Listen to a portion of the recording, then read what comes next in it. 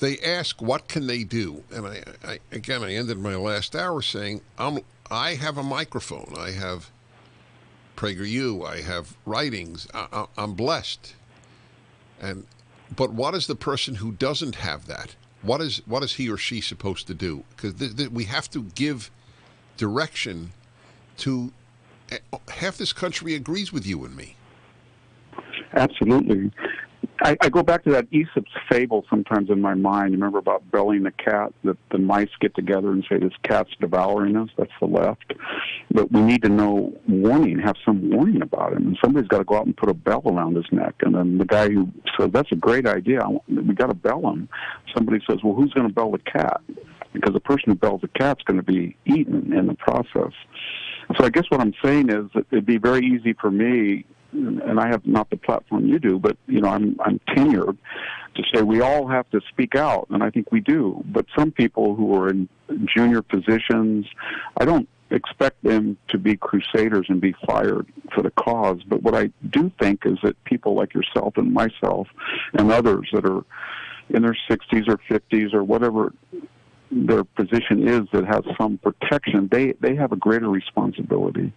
And if everybody just in our position says, you know what, I'm going to speak out, and I'm going to speak out, and I'm going to speak out, and I'm going to speak out, I think this thing will collapse. It's sort of like that 1984 Apple commercial where the woman athlete comes in and throws that hammer into the screen, the Big Brother screen. I think there's no there, but everybody's scared.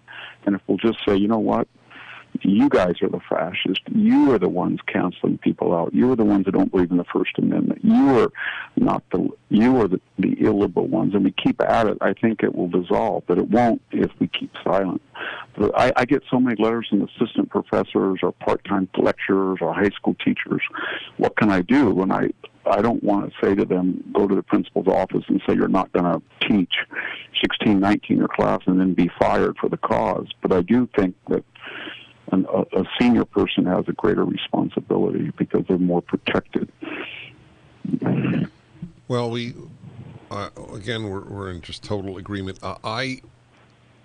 That's why I tell people I understand that I'm protected, but that a lot of people are not, and I can't tell somebody get fired for the cause when I'm not fired for the cause. So I'm with you. But a lot of people won't be fired. They may lose friends. So people have to decide how much am I willing to speak out? Yes. No, right. So, okay. So no, you're absolutely right. Each person, according to their own station, has to make that decision. Right. And for some it's a neighbor. You remember the L.A. Times op-ed yesterday, I think Yes. it was, where the woman said, this guy very graciously snowplowed my driveway, but he's a Trump supporter, so I don't have to apologize. Well, that Trump supporter should go over to her house and say, that's the last time I'm never going to snowplow your driveway after the ingracious insult you leveled publicly, because it's not going to be very hard to find out who I am after you wrote that. And I think that's the kind of stuff that can be done and should be done, and we need to speak out against it. I know I've had members of my family who, out of the blue, after years, will just text me and say, you should be ashamed of yourself. You need to go on national TV and ask forgiveness. I'm telling you, it's scary. I'm telling you, am I talking to myself? To talk to you is a unique experience.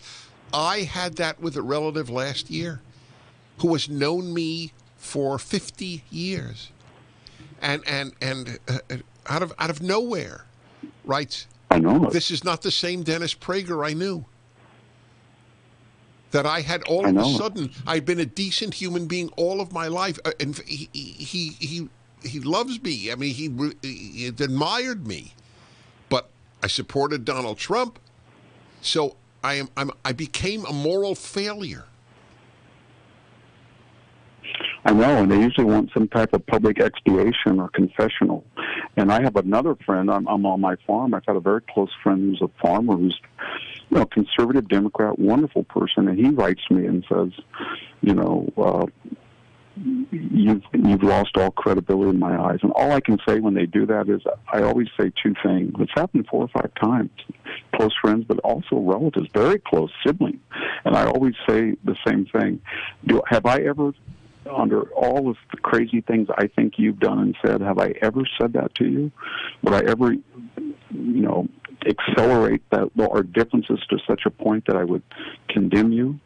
And then I always say, this is my last communication with you. I don't, life's short. I'm in my late 60s. I don't have time to do this anymore. So I wish you well, but please don't contact me again. And I think that's all you can do. Did you get a response to that? No, I don't want one. No, I know. That's clear. Yeah, because I think in the past, we on the right think that we have to do something. We have to show that Donald Trump, while he might have been unwise and reckless, he didn't really stir up the sedition. He's not directly responsible for it. We have to do that. And then we're supposed to say, but you know what, it's all right when Chuck Schumer calls out justices by name and says they're going to hit a wall, or Maxine Waters does this, or Nancy Pelosi says this, or Kamala Harris bails out convicted rioters. But we're just supposed to play by these Marcus of Queensberry rules. I don't think we have to. I think we need to be symmetrical and recreate deterrence on our side. And I can tell you where I work at. I'm being brought up, I think, this week for the thought crime of criticizing Joe Biden before the Stanford University Faculty Senate.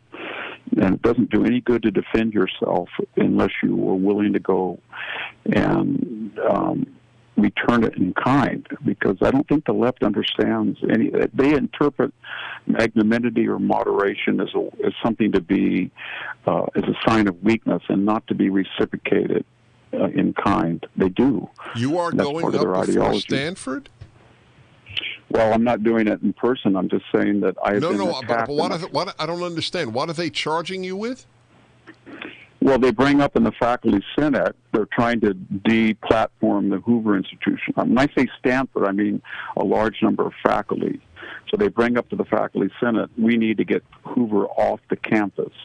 And then they say, why should we get him off? And they say, well, there is Shelby Steele, or there is Victor Hanson, or there's Scott Atlas.